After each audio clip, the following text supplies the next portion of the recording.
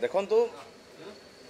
वर्तमान पूर्व सरकार समय आप देखि जी सरकारी बाबू थे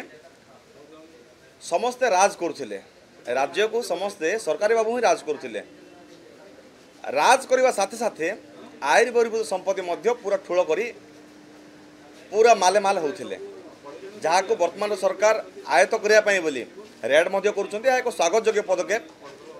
आउ वर्तमान सुधा ये 14 मास भितर 77 कोटी रेड आप जानी एवं 202 कोटी रु अधिक आय बहिर्भूत संपत्ति जबत निहाती भाव में स्वागत योग्य पदक्षेप किंतु मु कहिबी सरकार जदि पारुचंती ए नूतन सरकार रे जो बाबू माने मालामाल होउचंती एवं जहार आभास मिलूची से रेड करते ताले संपूर्ण भाव में ये जो सरकारी बाबू मानकर जो पीसी ना पीसी कारबार है क्या ठकिबा घटना गुड़ा है एगुड़ा कंट्रोल को आसी पारंता आउ केवल जे आक्रोशमूलक भाव में पूर्व सरकार जो मैंने टार्गेट पॉइंट थे से टार्गेट करी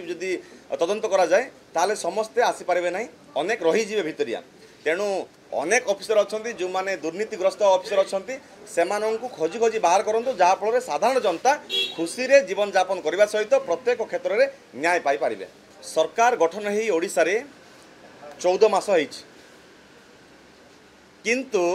आईन श्रृंखला कथा जो कहे ओडिशा रे आईन श्रृंखला संपूर्ण भाव में बेलगाम हो जाइए 14 मास भितर 37,600 रु अधिक केस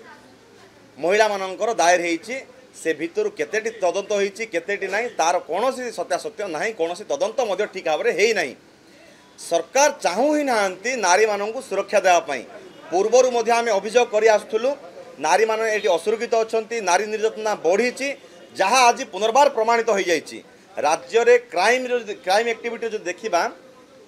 ओडिशार वर्तमान सारा भारत वर्ष भितर 2 नंबर को पहुँची जाइए सरकार आसी ओडिशावासी को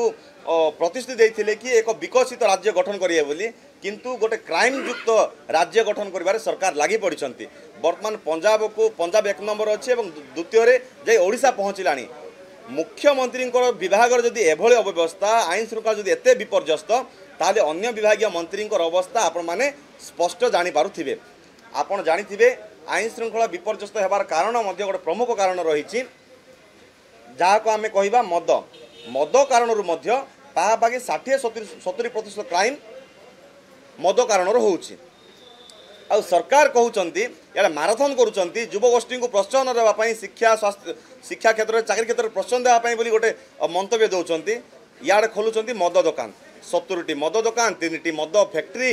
सरकार दिमुआ नीति कौन पाई क्यों आधार रे लोक ठकिया चाहूँगी सरकार वर्तमान लोक जानी सारी सरकार कौन करुँच कौन कौन कौ जिन को नहीं ठकुंट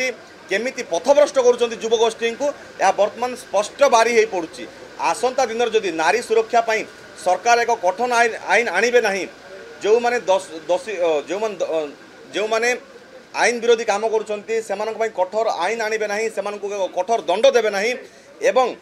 मद विरोधी कार्यकलाप जदि करेंगे ना ताले आसंता दिन में 1 नंबर है